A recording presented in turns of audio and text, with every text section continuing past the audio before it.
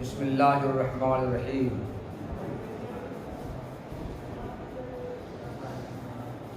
پوری دنیا کے بسنے والے مسلمانوں،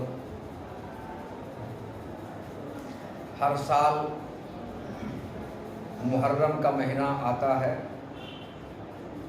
اور اسلامی سال کی ابتدا محرم سے ہوتی ہے، اور ہر سال عاشورے کا دن بھی آتا ہے۔ عاشورے کے دن کی بڑی فضیلت ہے، کیونکہ اس دن بہت سے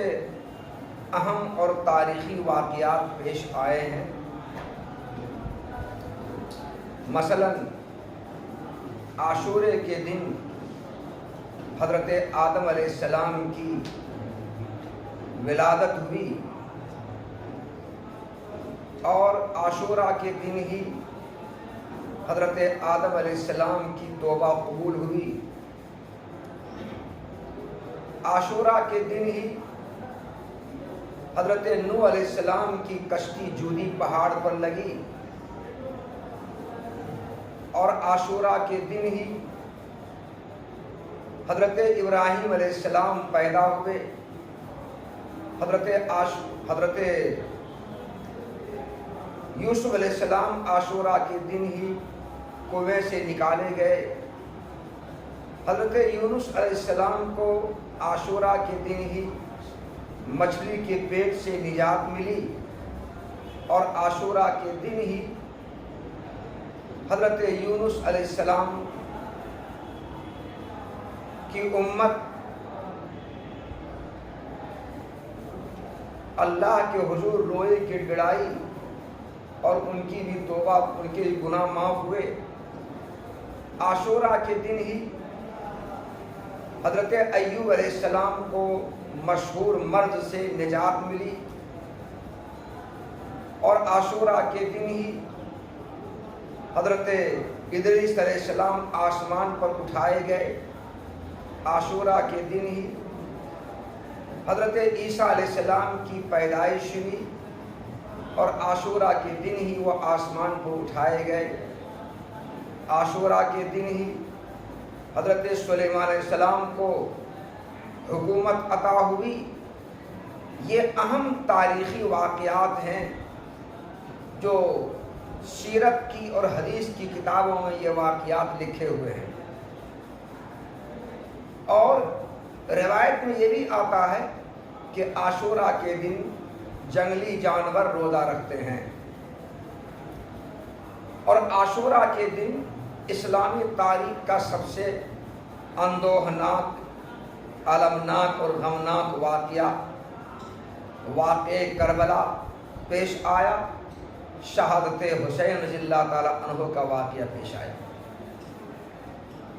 یہ سارے واقعات جو میں نے گنائے ہیں سب عاشورہ کے دن پیش آئے۔ غالباً انہی واقعات میں سے کسی وجہ سے عاشورے کے دن کی فضیلت اسلام سے پہلے بھی قریش کے اندر تھی،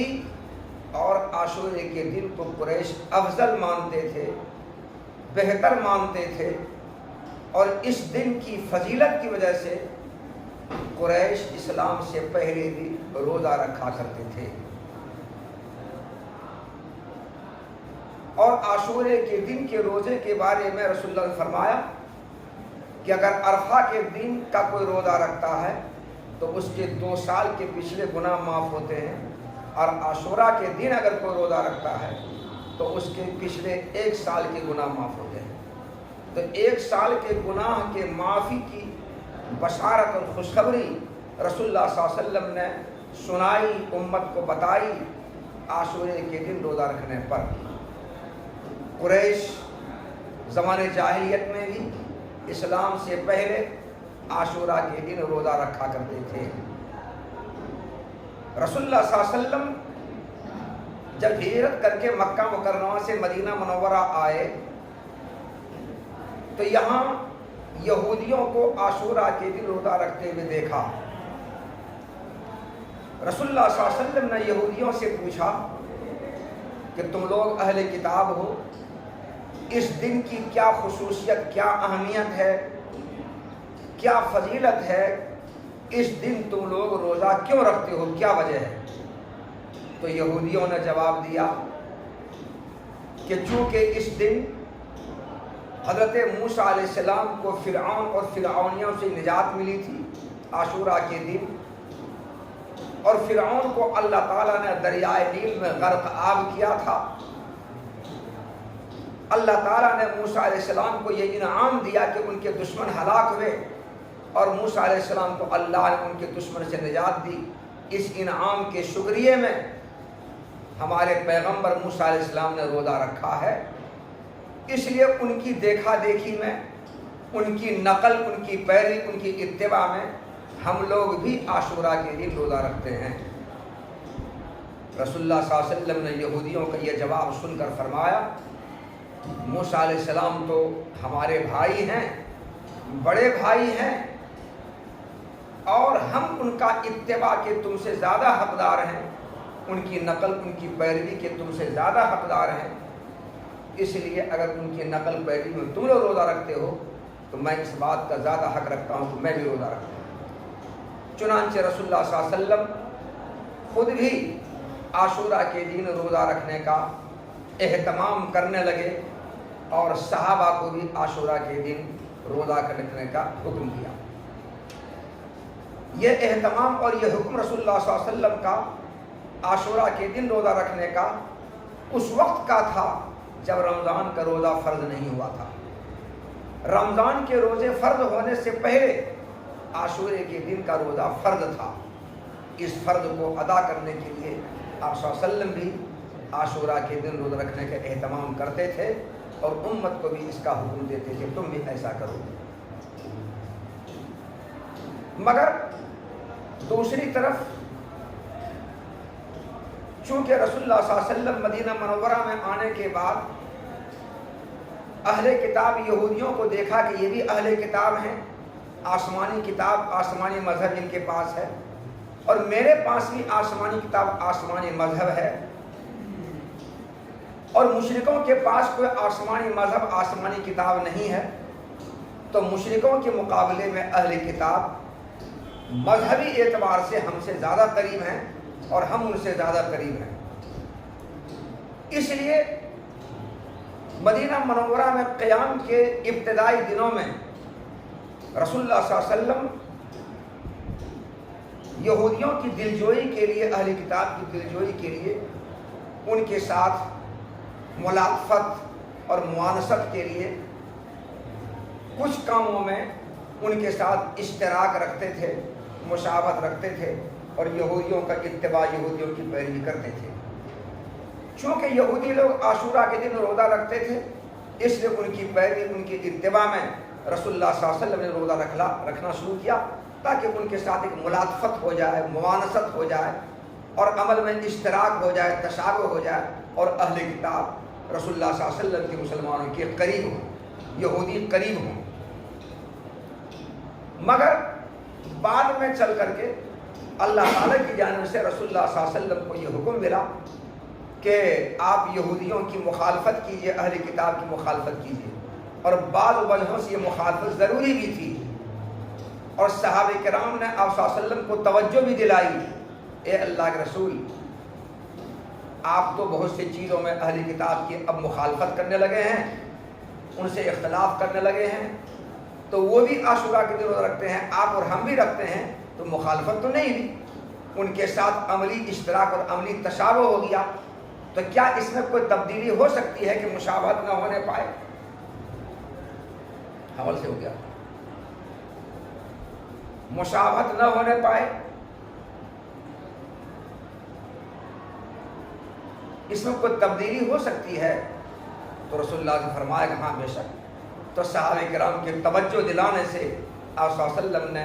عاشورے کے دن رکھنے سے تبدیلی یہ کی، فرمایا صلی اللہ علیہ وسلم نے کہ اگر اگلے سال میں زندہ رہا تو عاشوراء کے دن کے ساتھ ساتھ 9 محرم الحرام کا بھی میں روزہ رکھوں گا۔ 9 محرم الحرام، گویا 9 اور 10 ان دونوں دنوں کو میں روزہ رکھوں گا۔ مگر حضرت عبداللہ ابن عباس رضی اللہ تعالیٰ عنہ فرماتے ہیں کہ رسول اللہ صلی اللہ علیہ وسلم کو اگلے سال زندگی نے ساتھ نہیں دیا اور اگلے سال محرم حرام کا مہینہ آنے سے پہلے دنیا سے آپ صلی اللہ علیہ وسلم تشریف لے گئے۔ تو آپ صلی اللہ علیہ وسلم نے جو فیصلہ کیا تھا، اس نئے فیصلے پر آپ صلی اللہ علیہ وسلم کو عمل کا موقع نہیں ملا۔ زندگی میں دوبارہ آپ صلی اللہ علیہ وسلم کے آپ کی حضرت طیبہ میں محرم حرام کا مہینہ نہیں آیا، اس لیے اس فیصلے پر عمل نہیں ہو سکا۔ مگر امت کو یہ رہنمائی ضرور مل گئی کہ امت کو عاشورہ کا روزہ رکھنا چاہیے اور عاشورہ کے روزے کے ساتھ ساتھ 9ویں محرم حرام کا روزہ یا 11ویں محرم حرام کا روزہ ضرور رکھنا چاہیے، تاکہ یہودیوں کے ساتھ مشابہت نہ رہے، اشتراک نہ رہے، عملی اشتراک ختم ہو جائے۔ کیونکہ فرمایا صلی اللہ علیہ وسلم نے من تشبہ بقوم فهو منہم، جس نے کسی قوم کے ساتھ مشابہت اختیار کر لی اس قوم کی گنتی اسی میں ہے، تو یہودیوں کے ساتھ مشابہت اختیار کرنے سے مسلمانوں کی گنتی اسی میں ہو جائے گی۔ تو اس میں گنتی ہونے سے بچانے کے لیے آپ صلی اللہ علیہ وسلم کی طرف سے رہنمائی ملی امت کو کہ عاشورہ کے روزہ رکھنے پر ایک دن کا اضافہ کرے، چاہے عاشورہ سے پہلے یا عاشورہ کے بعد۔ عاشورہ کے دن کے روزہ رکھنا یہ نفلی روزہ ہے۔ جب رمضان کے روزے فرض ہو گئے تو عاشورے کے دن کے روزے کی فرضیت منسوخ ہو گئی اور عاشورے کے دن کے روزے کا استحباب باقی رہ گیا۔ اس دن روزہ رکھنا مستحب ہے، مندوب ہے، یہ استحباب اور ندب کا حکم باقی رہ گیا۔ نفلی روزہ ہے اور نفلی روزوں میں سب سے زیادہ اہتمام اور فکر آپ صلی اللہ علیہ وسلم عاشورے کے روزہ ہی کا کرتے تھے۔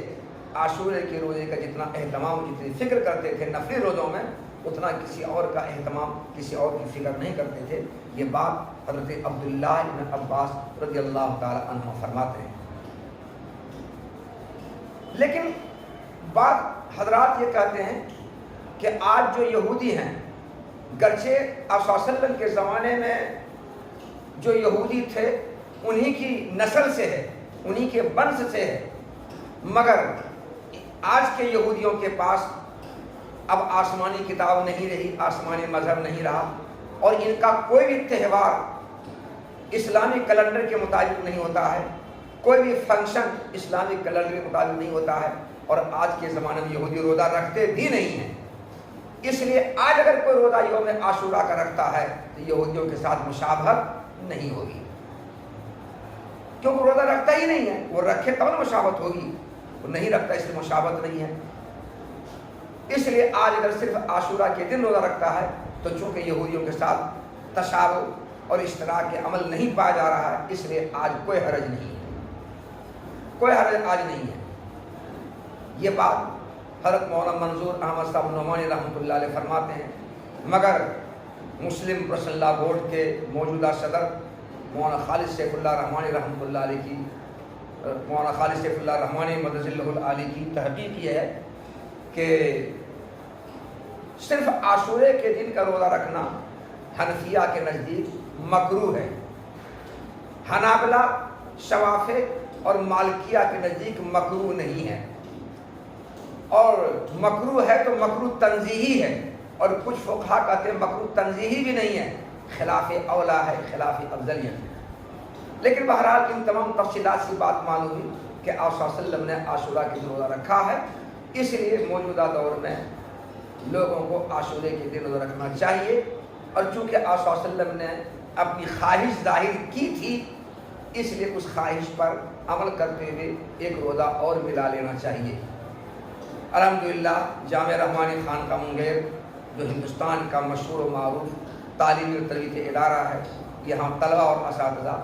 عاشورہ کے موقع پر 2 دنوں تک روزہ رکھنے کا اہتمام کرتے ہیں، اور برسوں سے یہ اہتمام چلا آ رہا ہے۔ قابل قدر بھائیوں، عاشورے کے دن کچھ اور بھی واقعات پیش آئے ہیں تاریخی، رسول اللہ صلی اللہ علیہ وسلم کی سیرت سے متعلق ہے۔ مثلا خیبر کی جنگ عاشورے کے اس میں محرم کے مہینے میں ہوئی ہے، خیبر کی جنگ، قادسیہ کی جنگ محرم کے مہینے میں ہوئی ہے، اور غزوہ ذات الرقاع محرم کے مہینے میں ہوئی ہے، حضرت صفیہ رضی اللہ تعالی عنہا سے آپ کا نکاح محرم کے مہینے میں ہوئی ہے، حضرت ماریہ قبطیہ رضی اللہ تعالی عنہا جو آپ کی باندی تھی اور ابراہیم رضی اللہ تعالی عنہ کی والدہ تھیں، ان کی وفات محرم کے مہینے میں ہوئی ہے۔ بادشاہوں کے نام تبلیغی خطوط آپ صلی اللہ علیہ وسلم نے محرم کے مہینے میں لکھے ہیں۔ حضرت عمر فاروق رضی اللہ تعالیٰ عنہ کی شہادت محرم کے مہینے میں ہوئی ہے، اور حضرت عثمان رضی اللہ تعالیٰ عنہ کی خلافت کی ابتدا محرم کے مہینے میں ہوئی ہے۔ یہ کچھ واقعات پیش آئیں اس محرم کے مہینے میں، اس لیے بھی محرم کے مہینے کی ایک فضیلت ہے اور ایک مقام ہے اس کا۔ مگر آج کے دور میں عاشورہ کے دن روزہ رکھنے کے بجائے امت نے اس کو لہو و لعب کا، کھیل کود کا، تماشا کا، شراب نوشی کا اور رنگ ریلیوں کا دن بنا لیا ہے، جو غلط ہے۔ ہمارے ہندو بھائی بھی دسہرہ کے موقع پر 1 تاریخ سے لے کر 10 تاریخ تک خوب چندہ کرتے ہیں اور بڑا سا پنڈال بناتے ہیں، بڑا سا مندر بناتے ہیں، اور 10ویں تاریخ کو پورے پنڈال کو، پورے مندر کو جا کر تالاب میں، ندی میں بہا دیتے ہیں۔ 10 لاکھ چندہ کرتے ہیں اور 10 لاکھ پیسہ اس نے پانی میں ضائع کر دیا، بہا دیا، وقت بھی برباد، محنت بھی ضائع، روپیہ بھی ضائع۔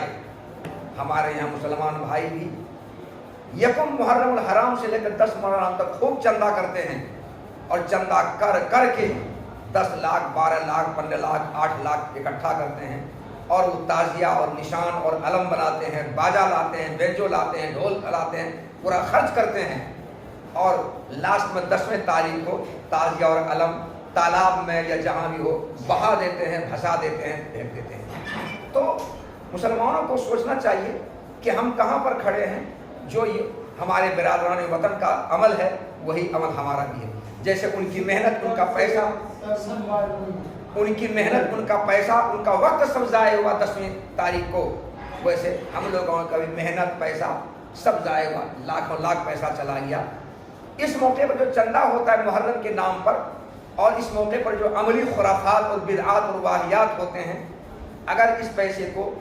مثبت طور پر کسی اچھے کام میں صرف کیا جائے تو ثواب کے ثواب بھی ہے اور ملت کا، امت کا فائدہ بھی ہے۔ مگر افسوس کہ فضول خرچیوں میں اور شیطان کو راضی اور خوش کرنے کے لیے امت قوم کا پیسہ چندہ کر کے فضول قوم برباد کر رہی ہے۔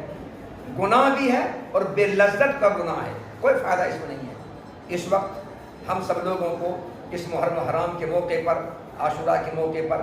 یہ عہد کرنا چاہیے کہ ڈھول، تماشا، نگاڑا، بینجو باجا، علم، تعزیہ، یہ ہمارے بزرگوں نے یا ہمارے پیش رووں نے جو جاہل تھے، ان پڑھ تھے، ناگوار تھے، ان کو علم نہیں تھا، ان کو جانکاری شریعت کی نہیں تھی، انہوں نے اس کو رواج دیا کھیلنے کودنے کے لیے۔ آج الحمدللہ علم دین پھیلا ہوا ہے، بڑے بڑے ادارے یہ کام کر رہے ہیں، اس لیے آج ہر گاؤں میں عالم علماء ہیں۔ عالم علماء کو توجہ دینی چاہیے اور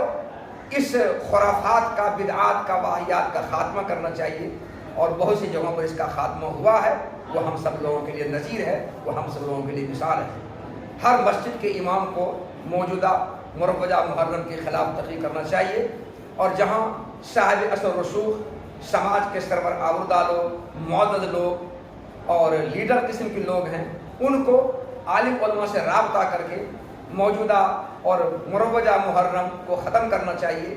جہاں تک بات کھیلنے کودنے کی ہے تو شریعت نے کھیلنے کی، کودنے کی، ورزش کرنے کی، صحت بنانے کی، مضبوط اپنے آپ کو، جسم کو بنانے کی اجازت دی ہے۔ اجازت ہی نہیں بلکہ اس پر زور دیا ہے۔ فرمایا رسول اللہ صلی اللہ علیہ وسلم نے، العبد القوی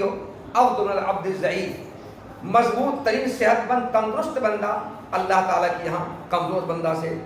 افضل ہے۔ اس لیے آدمی اپنی صحت کو بنانے کے لیے کھیلے کودے تو بے شک اچھی بات ہے، لیکن علم، تعزیہ، ڈھول، باجا